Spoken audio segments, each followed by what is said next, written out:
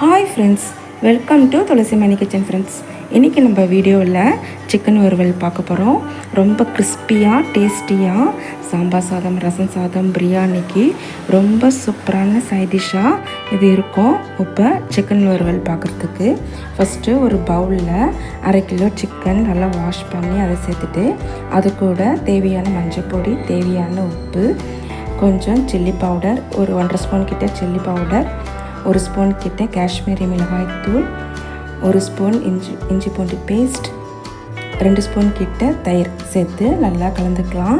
இதை நம்ம ஒரு 1/2 hour ஊற வச்சுக்க போகிறோம். இது மாதிரி ஊற வச்சு செஞ்சால் ரொம்ப டேஸ்டியாக சூப்பராக இருக்கும். நல்லா ஊறட்டும் சிக்கனு. இப்போ நம்ம சிக்கனுக்கு ஒரு மசாலா அரைச்சிக்க போகிறோம். ஒரு பேனில் 2 ஸ்பூன் கிட்ட வர கொத்தமல்லி சேர்த்துட்டு அது கூடவே 4 வரமிளகாய் சேர்த்துட்டு அது கூட 1 ஸ்பூன் கிட்ட சீரகம் இல்லைன்னா பெருஞ்சீரகம், 2த்துல ஏதாவது ஒன்று சேர்த்துக்கலாம். இப்போ 2 ஏலக்காய், 1 ஸ்பூன் கிட்ட மிளகு, 2 பட்டை, 4 கிராம்பு சேர்த்து நல்லா வதக்கிக்கலாம்.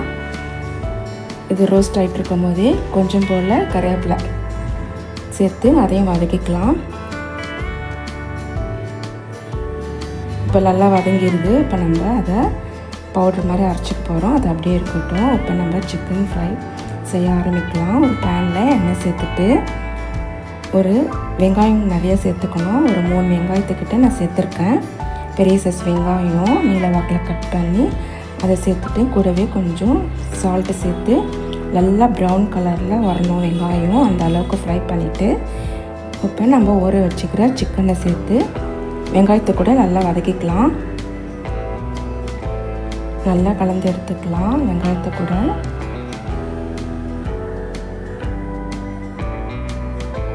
நல்லா கலந்துட்டு எண்ணெய்லாம் நல்லா பிரிஞ்சு வந்துருக்கு பாருங்கள். இந்த டைமில் கொஞ்சம் தண்ணி சேர்த்து சிக்கனை வேக வச்சுக்கலாம். லைட்டாக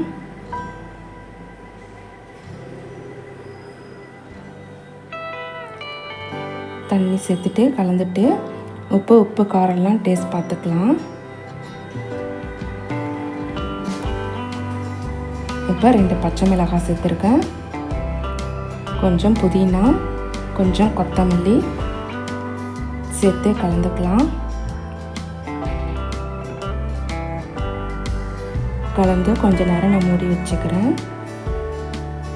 நல்லா ஃப்ரை ஆகி வரட்டும். இப்போ பாருங்கள், தண்ணியெல்லாம் நல்லா இழுத்து நல்லா சிக்கன் நல்லா ஃப்ரை ஆகிடுது. சிக்கன் நல்லா வெந்துடுது. இப்போ நம்ம அரைச்சி வச்சுக்கிற மசாலா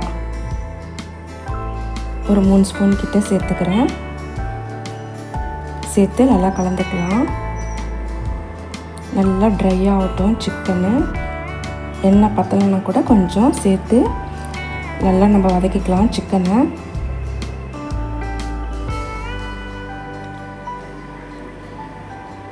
இப்போ கொஞ்சம் கொத்தமல்லி தழை தூவி கலரிக்கலாம். அவ்வளோதான் ஃப்ரெண்ட்ஸ். இப்போ லெமன் ஜூஸ் சேர்த்துருக்கேன்.